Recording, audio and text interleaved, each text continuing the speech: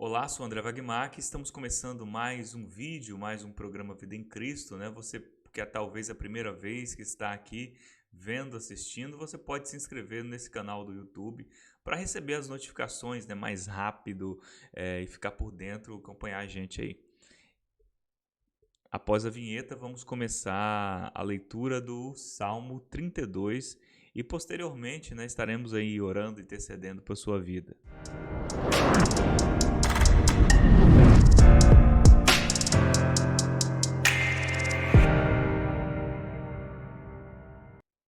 Hoje vamos ler o Salmo 32. Talvez você não esteja com a Bíblia em mãos, não tem problema, não se preocupe, que aí na tela do seu computador, do seu celular, vai aparecer o texto escrito, né? Você pode acompanhar junto aqui conosco.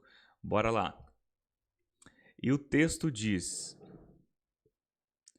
Como é feliz aquele que tem suas transgressões perdoadas e seus pecados apagados. Como é feliz aquele a quem o Senhor não atribui culpa e a quem não há hipocrisia.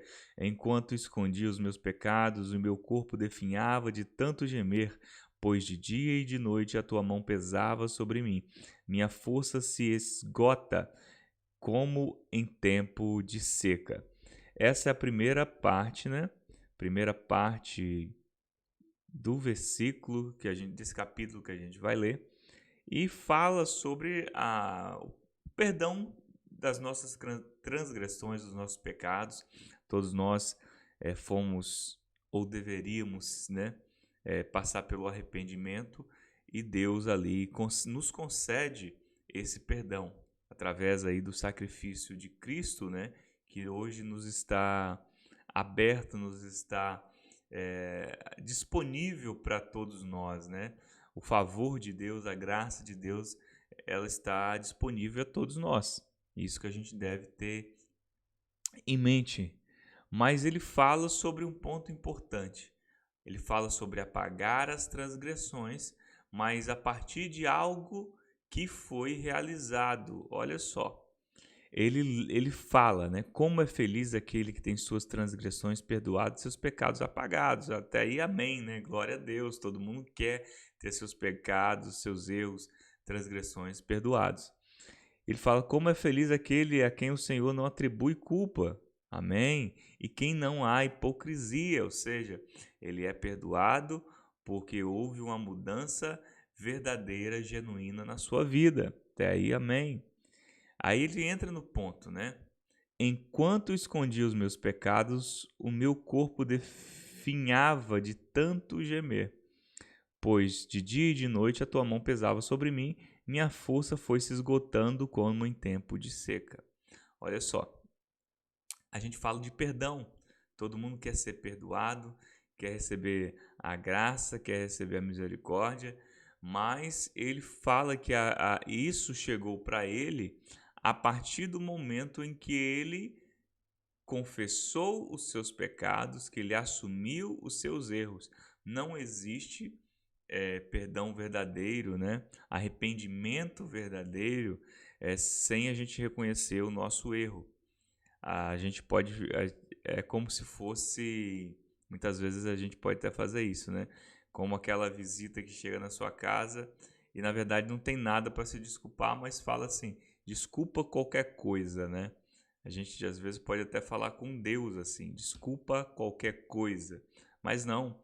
Enquanto a gente tem essa atitude de não reconhecer, ou seja, a gente não está reconhecendo qual é o erro que a gente comete, qual é o pecado que a gente cometeu, né?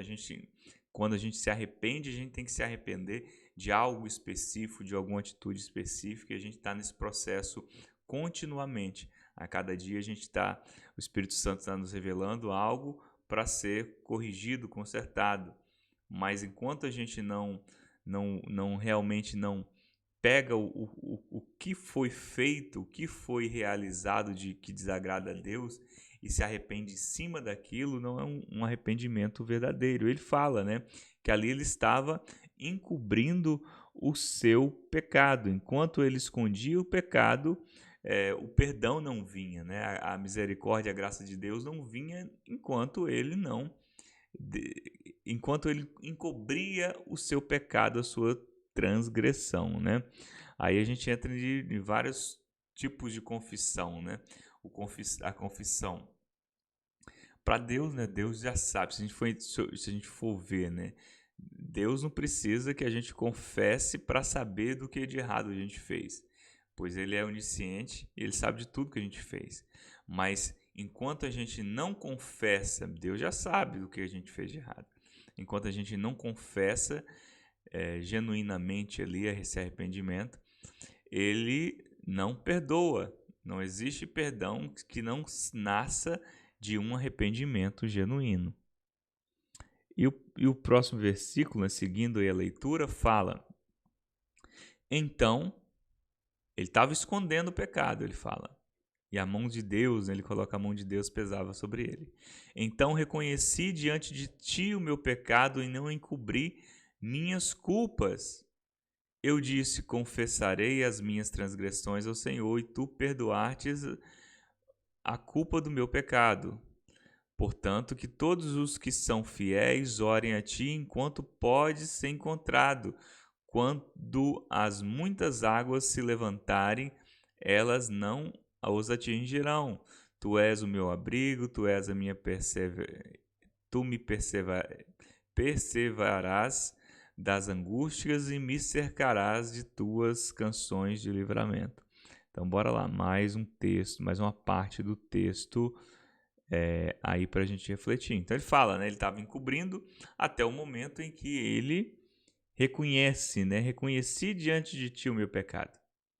Ele reconheceu diante de Deus o pecado e não encobriu as culpas, né? A gente, às vezes, a gente esconde, até seja de Deus, seja de alguém próximo da gente, né? É com medo da culpa, né? Da culpa que aquilo gera, das consequências que aquilo gera. Tudo de errado que a gente faz, gera de errado ou certo, né? Tem consequências, mas de errado tem consequências negativas na nossa vida, né? Seja elas instantâneas, né? Mesmo que essas consequências demorem a chegar, mas tem consequências na nossa vida. Às vezes a gente pode até achar que, por questionar, né? Tal pessoa, que sempre a gente olha o pecado do outro, né? Tal pessoa tem uma vida tão errante e parece que não acontece nada de ruim na vida dele. Tudo acontece no seu tempo. Se não for instantaneamente a consequência, né, a gente pode achar até que está livre para errar porque a punição não veio, né? Mas no momento certo será cobrado de nós aquilo de errado que a gente fez. Então Deus nos dá esse tempo para reconciliar enquanto há tempo. Ele fala, né? E tu perdoaste a culpa do meu pecado, depois que ele reconheceu. Portanto, que todos os que são fiéis orem a ti enquanto pode ser encontrado. A gente tem que aproveitar cada momento para reconciliar, para corrigir a nossa vida com as pessoas e com Deus, porque a gente pode não ter esse tempo, né? A gente acha que viveremos eternamente aqui na Terra. Essa vida é passageira. Deus não nos promete que nós não passaremos por essa primeira morte. Ele nos promete que não passaremos pela segunda morte, a morte eterna, para aqueles que creem. Aqueles que creem em Jesus Cristo como Salvador não passarão pela segunda morte, né? E fala enquanto é tempo. Hoje a gente está bem, está vivo, mas amanhã a gente não sabe, né? Ou até mesmo a volta de Cristo, né? Mas a gente está hoje com a oportunidade de se reconciliar com Deus e com aquele que foi ofendido.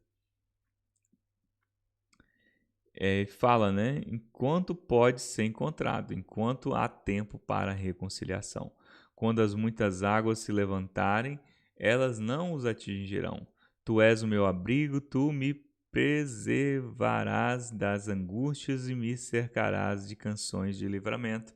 Aí coloca, né?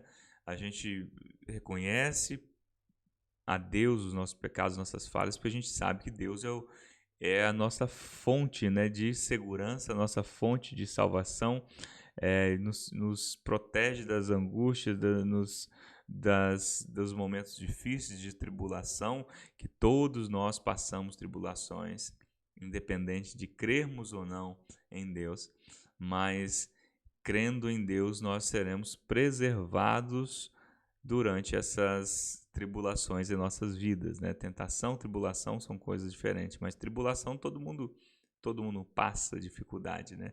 Não tem ninguém imune à tribulação, à dificuldade. Por mais ar de santidade, de espiritualidade a pessoa tem, ele passa por dificuldade e tribulação, né? Agora, como lidamos com esse momento?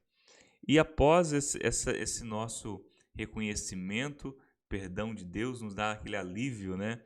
A gente se encontra confortado nos braços do Pai novamente, protegido pelo Pai. E o versículo seguinte, ele fala: Eu o instruirei, eu ensinarei no caminho que você deve seguir. Eu aconselharei e cuidarei de você. Não seja como o cavalo burro. Eita, bora lá. Não sejam como o cavalo ou o burro que não tem entendimento, mas precisa ser controlados com freios e rédeas. Caso contrário, não obedece. Muitas são as dores dos ímpios, mas a bondade do Senhor protege quem nele confia. Alegre-se no Senhor e exultem, vocês que são justos, cantem de alegria todos vocês que são retos de coração. Então, bora lá mais essa passagem, finalizando aí, né? Essa passagem, esse versículo. E a gente tem que pedir, né, o Espírito Santo, que nos foi colocado em nossas vidas, que nos instrua, nos ensine o caminho que devemos seguir. Mas, claro, né, nós devemos o quê? Ouvir a voz de Deus, né? Ouvir através da leitura, né?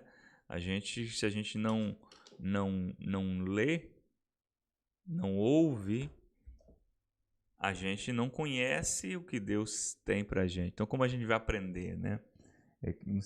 Lembra aí da época, talvez, não sei sua idade, né? Não sei se você ainda estuda, né? Ou mesmo, independente da idade, não tem idade certa para estudar, né? A gente nunca para de estudar. Mas lembra na sua época de escola. Aí você tira nota baixa ou nota boa, né?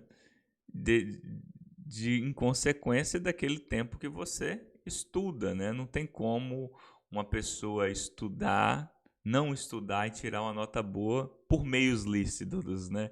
Aposto que você pensou aí, mas tem quem colhe. Mas tem quem colhe. Por meios lícitos, né? Então, da mesma forma, na nossa vida espiritual também, a gente tem que estudar, aprender. A gente aprende através da nossa vivência, mas também, principalmente, do que Deus nos deu. Deus nos deu um manual, né? A Bíblia ali. Que a gente quer conhecer a Deus. Oh Deus, eu quero te conhecer, mas Deus nos se revelou através da Bíblia para a gente. Ele pede para ser ensinado no caminho, né, que ele deve seguir, e aconselhe e continua, né? Pior, olha só como é forte, né? A palavra fala: não sejam como o cavalo ou o burro que não têm entendimento, mas precisam ser controlados com freios e rédeas, caso contrário, não obedeçam.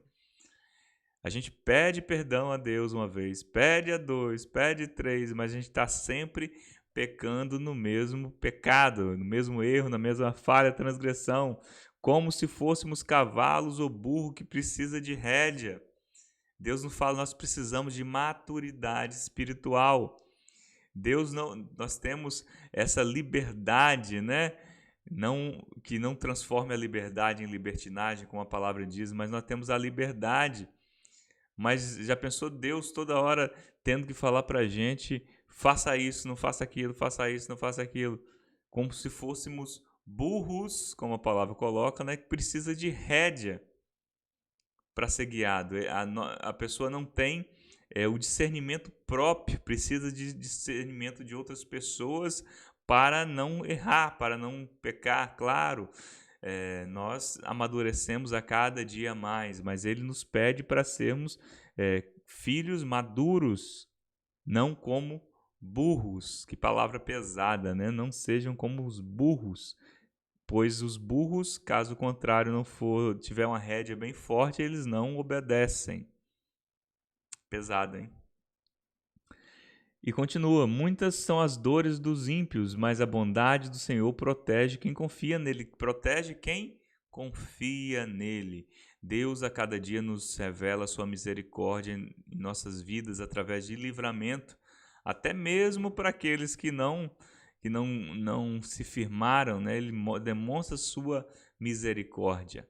Mas ele nos coloca que aqueles que confiam nele, né, tem uma proteção divina de Deus, tem a proteção vinda de Deus.